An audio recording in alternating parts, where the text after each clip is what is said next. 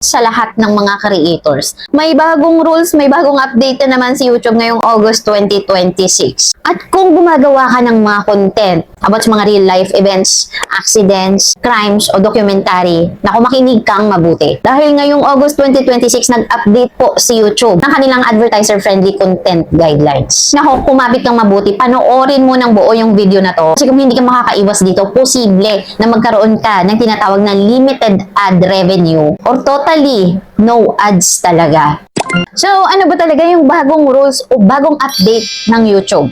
Alright, yung update na to mga ma'am sir ay nasa advertiser-friendly content guidelines. Makikita nyo po ito sa YouTube Help Center. So, ito po yun mga ma'am sir.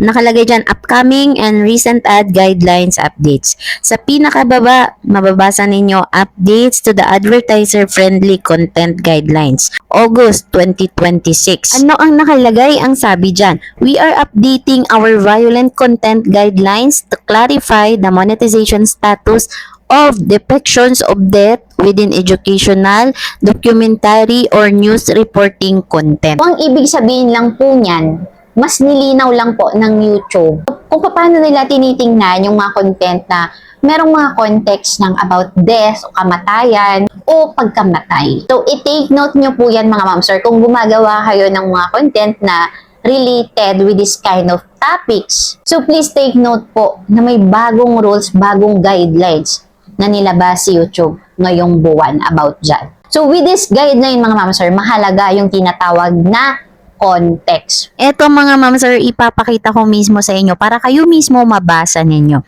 Nakalagay dyan mga ma'am sir, yan yung mga main topics na hindi po advertiser friendly. So, sa pinakababa, may nakalagay dyan, please note that context is very important. Kaya mga ma'am sir, dito sa advertiser-friendly content guidelines na ito, ipinapaliwanag lang sa atin ni YouTube na yung mga content na ginagawa natin, long videos man yan or short sa mga channel natin, is kailangan alam natin kung ito ay suitable for advertisers or hindi. And please take note mga ma'am sir, sa bandang ibaba, nakalagay dyan, di ba? Our policies apply to all portions of your content. Video, short, or live stream, thumbnail, title, description, and tags. So, lahat po, i-scan yan, titingnan kung suitable ba for advertisers lahat ng context or nakapaloob doon sa video or content na ginawa natin. So, ayun mga ma'am sir, tinitingnan din kasi nila, baka ginagamit mo lang yung mga graphic footage na yan para manggulat, di ba? Gulatin yung mga audience dito, pagtripan yung mga viewers dito sa platform para lang mag-viral. Ayan, mahigpit na po ngayon si YouTube at alam nyo din yan. Kaya importante kapag may mga ganitong bagong rules, bagong updates, kailangan updated tayo mga ma'am sir. Okay, ayan, baka kasi may mga mataranta na naman dyan. Nakita may bagong rules, may bagong update, naghihigpit na, magpambura tayo ng mga videos. So, kaya kailangan intindihin talaga muna natin. Dyan talaga minsan nagkakaroon ng malaking misconception. Okay mga ma'am sir, kung mababasa nyo doon sa YouTube Help Center. So mga ma'am sir, malinaw naman po na dito sa update na to, sinasabi nila na we are updating our violent content guidelines to clarify the monetization status of depictions of death within educational, documentary, or news reporting content. Meron po kasi mga ma'am sir na tatlong kategory yung monetization status ng depictions of death na to within educational, documentary, or news reporting content. So, kung papaano ginagawang content ito, yung about sa mga about death, about sa pagkamatay, na kung saan yung unang kategory po pwede kang magkaroon ng ad revenue. Pangalawang kategory, kung kailan ka naman magkakaroon ng limited ad revenue. At yung pangatlong kategory, kung kailan naman pasok yung ginawa mong content sa no ad revenue. At yan na po yung pag-uusapan natin ngayon. As you can see, meron kayong makikita na tatlong kulay ng dollar sign.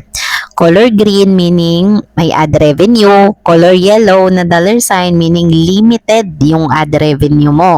At kapag red yung dollar sign meaning wala kang ad revenue. Sir, kung isa kang creator na gumagawa ng mga content na related sa topic na nabanggit natin kanina about sa mga patay, pagkamatay, paano namatay. Alright guys, may potential pa rin po kayo magkaroon ng full ad revenue kapag appropriate po ang context at hindi graphic o shocking ang presentation presentation. Okay, para mas malinaw, para mas maintindihan ng lahat. Ma'am Jem, ano ba yung tinatawag na non-graphic o graphic presentation na sinasabi? Okay, ang non-graphic depictions of dead bodies. So, ibig sabihin yan mga ma'am sir, pagpapakita ng bangkay na hindi graphic, hindi duguan, diba? Hindi nagpapakita ng mga malulubhang sugat, yung sobra-sobrang brutal. Ayan, halimbawa ng non-graphic, bangkay na nakahiga at natatakpan ng kumot. O kaya naman katawan na malayo ang kuha at hindi nakikita yung mga injuries, yun, mga ganon. Or larawan ng isang namatay na tao na hindi visible yung mga dugo, wounds, ganyan. Or kaya yung mga scene na may body bag, ayan, considered as non-graphic yan. Ano naman yung mga pasok sa graphic? So, example na dyan ng graphic, yung pagpapakita ng maraming dugo, bukas o malalim na sugat, expose yung mga internal organs, mga ganon. O kaya mga putol na bahagi ng katawan, tapos sobrang linaw, naka-zoom talaga yung mga traumatic injuries, tapos yung mismong violent moment ng pagkamatay. So, paano naman yung kapag nagkaroon ka ng yellow dollar sign, meaning limited ad revenue? So, yan kapag mas graphic na ang material or may visible injury pero may context pa rin. Paano naman yung sa red dollar sign? Diba? Yan na yung no ad revenue. Wala ka na talagang kikitain. So, kapag ang video mo ay nakafocus sa extreme gore, graphic death, ayan, severe suffering o ginagamit ang shocking violence bilang pangunahing attraction ng content.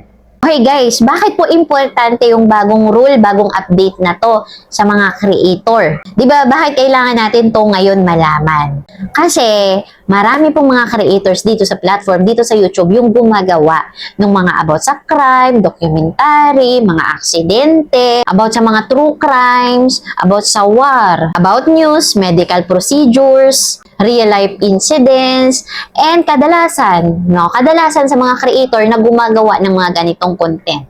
So, para makarami ng views, so ano yung gagawin para mag-viral? Gagamit ng mga shocking na footage. Yung gusto mong makarami ka ng views, baka pagdating ng monetization, hindi mo rin mapapakinabangan kasi hindi mo pwedeng pagkakitaan yung video na ginawa mo. Sayang yung views. Kasi pasok pala yung video mo sa no ad revenue dahil bawal.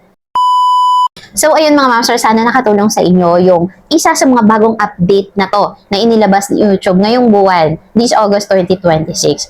Ayun, sana may natutunan kayo, sana may nakuha kayong idea, may napulot na aral. Ayan, if you think na nakatulong, please like and subscribe. At i-hit nyo na rin po yung notification bell natin dyan sa ibaba para lagi po kayong updated sa ating mga bagong videos. So, ayun mga ma'am sir, shout out po muna sa lahat ng aking mga members. Ayan, sa mga bagong subscribers natin, sa mga matatagal na ng mga subscribers natin na until now ay nakasupport pa rin sa channel natin. Thank you so much guys. I hope lahat tayo sumakses dito sa YT. So, yun lang guys. Have a nice day. Thank you for watching and see you in my next video. Bye po!